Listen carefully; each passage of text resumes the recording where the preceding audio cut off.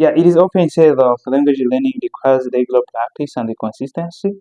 However, your first dater also plays a clutch role in your development.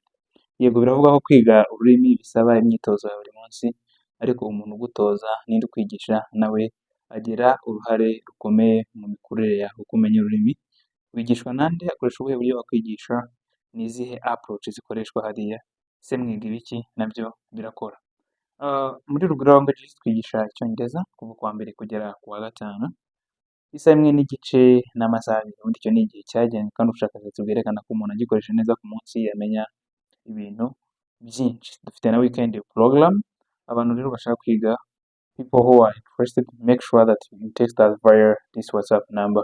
Mutwandikiye kuri WhatsApp number iri aho hasi, nuko dutangiye twiga mu buryo abanyeshuri communicatinga, bagakuza speaking and communication skills, mu buryo interactinga online, uko baganira online, topic tuba dufite, debate bakora online, nibyo bituma bakuza icyongereza cyabo. Twandikire witinda, kandi twigana icyongereza online.